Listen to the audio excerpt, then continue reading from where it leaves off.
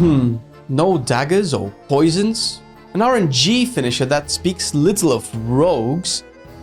Top Templars performance, and here I thought you were survival hunter level. You are without a doubt the worst rogue spec I have ever heard of.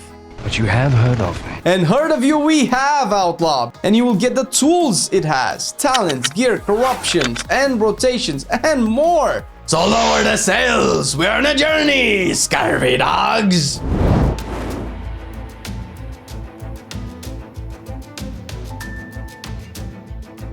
Before we go on with the show, a quick shout out. This video is sponsored by Frag Pro Shooter, the best shooter game of 2020. A game specifically designed for mobile devices, platforms, the phones, you know? Currently it has over 30 million players, so much more than WoW, so no queue times.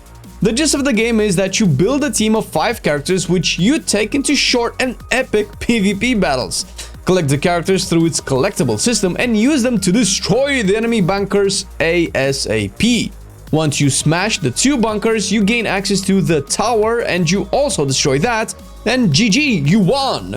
The cool part is that you play the match, you control one of the 5 dudes or dudettes, while the AI has the other 4 in your team, and you can swap to whichever one of your characters you want. Like this guy! Pound! Also, first person, baby! The roster of 5 characters you can choose comes from a large pool of over 80 pop culture inspired figures, and the cake could not be complete without some social aspect that can connect you with us or with your friends for some 2v2 bouts. Make or join clubs and play with Marcelian and I. You can click the link in the description for free rewards only from the link. Start your shooting with a golden chest, 500 coins and 50 diamonds that are worth $6, which is more than my inheritance at this point. On the first row, take Quick Draw. Not only it's the highest damage gain on the row, it puts more power into your pistol shot procs. Having a little bit of extra range gives every melee spec more versatility, and what you really will want from here is the extra combo point generator as well. The spec thrives on dishing out as many finishers as possible, which sounds pretty obvious, but with Outlaw, you actually get to reduce the cooldowns of your major abilities this way by, getting more finishers. And if we have learned anything from BFA is that reducing the cooldowns of your major hitters will scale better and better and perform better than pretty much all of the other specs in the game. Next up, one of the examples of why Outlaw is designed to deal with BFA, or maybe why BFA is designed to deal with Outlaw. Acrobatic strikes. Here's the thing. BFA and Mythic Plus specifically favor specs that can deal large amounts of AoE damage on demand. You do that with Blade Flurry, of which range is also increased with this talent, giving your overall AoE coverage more surface area.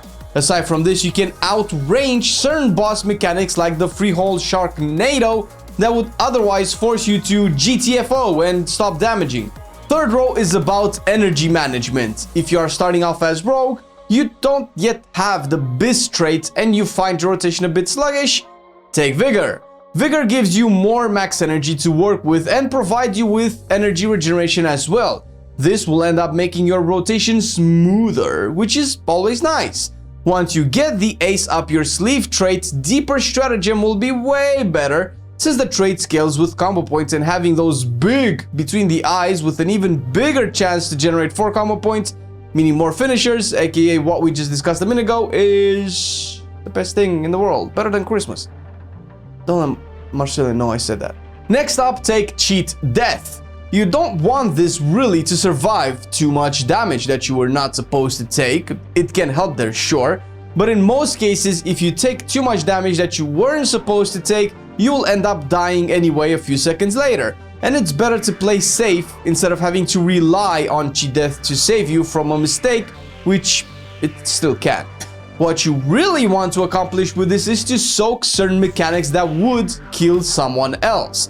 This is a bit more complex and requires you to know when it will work and your group to either be aware of it or in on the take.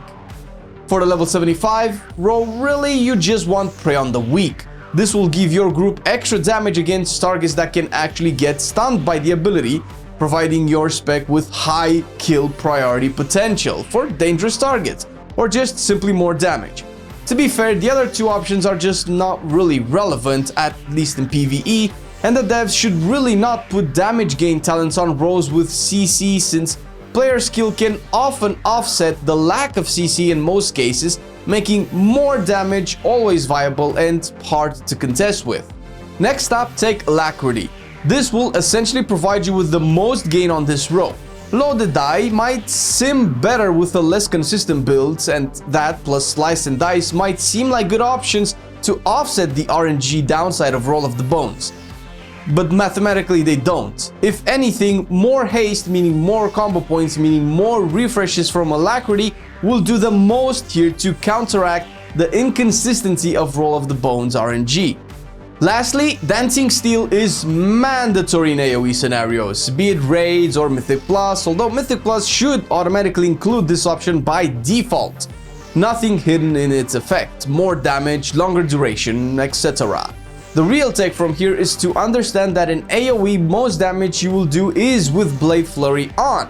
It costs nothing and alters your rotation in no way whatsoever. In single target, usually raid boss fights when no ads spawn for a long amount of time, Blade Rush will be better. Killing Spree suffers from scaling issues, and together with Slice and Dice are actually a DPS loss if you even take them instead of taking no talent on their respective row whatsoever.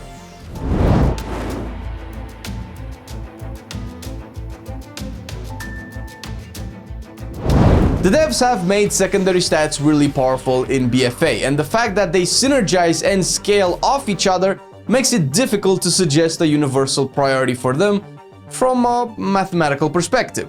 For the best result, and I mean absolute best, you will need to sim your gear regularly on stuff like raidbots.com. If you don't care to get that extra few percentages of DPS out, then going for crit followed by versatility will never really fail you and probably never stop being the best, in BFA at least. Haste and Mastery are closer to the bottom, but that doesn't mean you should ignore them 100% of the time. It just means you get more damage from the other two. Taking that into account, enchanting and gemming for crit will be your main goal, unless you want the extra toughness from the versatility, so, up to you. A Chord of Critical Strike, Deadly Lava Lazuli for your rings and sockets, and Deadly Navigation on the main hand with Versatile Navigation on the offhand will be your main choices. These will pretty much supplement the crit and respectively versatility needs as far as enchants and gems go. Your flask will clearly be the greater flask of the currents, while the potions can differ based on how many targets you are fighting. Unbridled Fury will be your default one that works on bosses, while Empowered Proximity will start to be better on something like 5 or more targets. It's not always 100% correct, but without individually simming them, this is the closest estimate we can come to. Lastly, eat McDonald's. Metaphorically, unless you like them or they cure cancer if you have cancer, otherwise you are just unnecessarily stuffing calories and carbs that are empty when it comes to nutritional values. Marcelian Online, the place where we look out for your diet.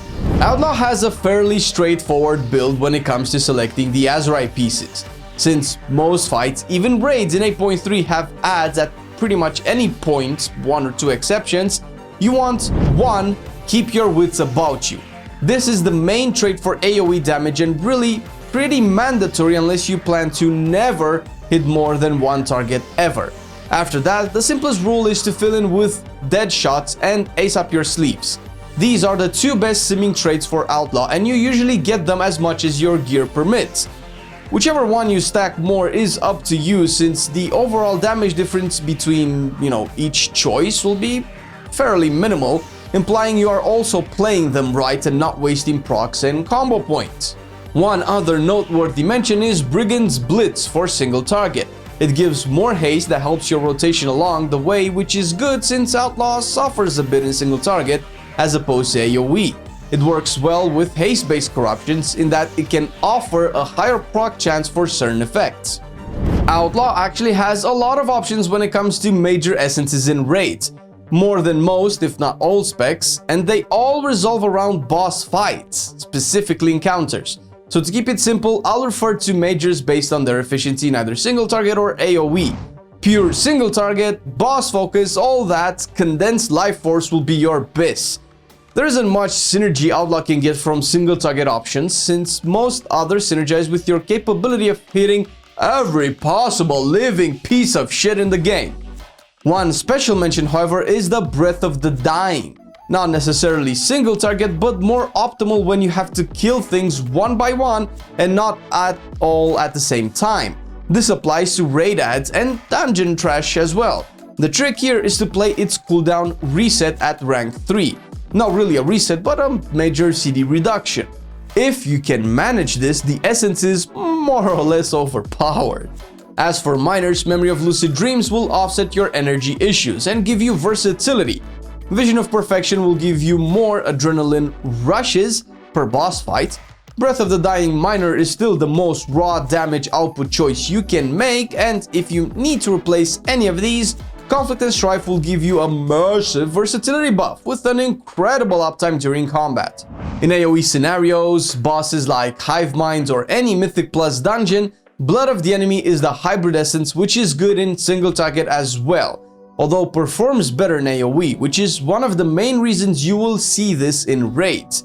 If you are struggling to get it, and not only that, if you are doing smaller keys or just want more reliable damage, take Focusing Iris Major instead. It offers a huge burst on a small channel as long as the group is stacked and doesn't suffer from almost any downsides that Blood of the Enemy might have. In terms of miners, take Purification Protocol. It is the only miner with AoE damage that can easily be overlooked. Other than this, Memory of Lucid Dreams, Breath of the Dying, Vision of Perfection will do really well for you, similar as in raids. Overall, there's more consistency to the choices you have, and they will revolve on how you approach the combat scenarios and where you want to excel at. Although Outlaw excels at pretty much every scenario, making a well-rounded spec. You might not deal more AoE damage than an equally skilled and geared Unholy Decay, or more single target than a mage or arms warrior, but you also don't really have their weaknesses either. Trinkets should mostly revolve around your stat priorities, although there are some exceptions. Deadeye Spyglass is probably the highest eye level crit option you can get in the game if you farm Mythic dungeons. To go along with that, Torment in a Jar from the raid will give you raw AoE damage that scales really well with your playstyle. On the other hand, Ashvane's Razor Coral, if you can get it Titanforged, is a major crit factory that works well on bosses to give you massive boosts of crit in those execute-like phases or burn phases. Pair that up with the Vita Charged Titan Shard from Roden and your raid performance will give Assassination a run for its money. Like we mentioned, haste is not all that bad, and this particular option is the best haste trinket in the game, arguably. There is one big weapon drop in the new raid guaranteed to be corrupted with potentially the best in slot corruption effect, depending on its eye level. Unguent Caress with the Lash of the Void effect will be your best if it doesn't have to compete with a weapon at least, 10 eye levels higher. That's because for weapons, usually eye level is the strongest stat. Weapon damage is still better than any other stat. Other than this, strong contenders are the Bile-Stained Krog Tusks from Underrot, and even the Diver's Folly from Eternal Palace if it's a high eye level enough, and this only on your offhand for the AoE damage proc. Again, weapon eye level is important, and if you are going for lower eye level and want to see how good the damage proc is, sim it.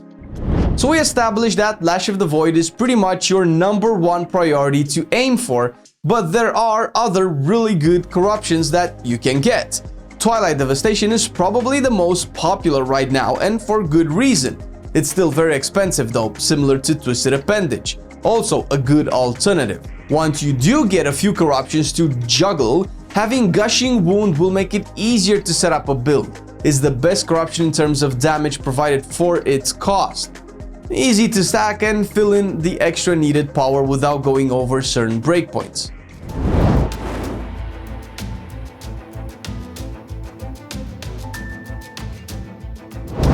The opener is not very strict for Outlaw. You can Adrenaline Rush just before the pool, enter Stealth, and ambush immediately. Build up to your first finisher, which will be Roll of the Bones. If you are approaching a pool with combo points from the last one, you can even Roll the Bones, Stealth, ambush, then adrenaline rush. The opener for Outlaw isn't as strict as it is for, say, assassination, and mostly aims at not wasting seconds of adrenaline rush or keeping it on cooldown and not delaying Roll of the Bones buffs. Now, Roll the Bones has a love and hate relationship with a lot of Outlaws. There are a few rules to follow in regards to what buffs to keep rolling for. There is a bit of min-maxing, so we will try to keep it simple to start off with. You ideally want to roll until you either have any 2 or more buffs up, or 1 buff if that buff is Ruthless Precision or Grand Melee. Grand Melee will start to lose value once you get higher gear, particularly the Ace Up Your Sleeve trait, and once you have 2 of them, you want to always use Between the Eyes with max combo points. There isn't a particular priority for Outlaw, especially for Outlaw, excepting Between the Eyes that is always cast on cooldown and with max combo points, ideally assuming you are running the proper build. You never want to cap on either energy or combo points, so spending your pistol procs has to take that into consideration so you don't waste those points. Your cooldowns need to be used as they become available, mostly referring to Adrenaline Rush and Blade Rush here. You consistently reduce their recharge rate once they are on cooldown, so the more you keep them on cooldown, the more you lose out in overall damage.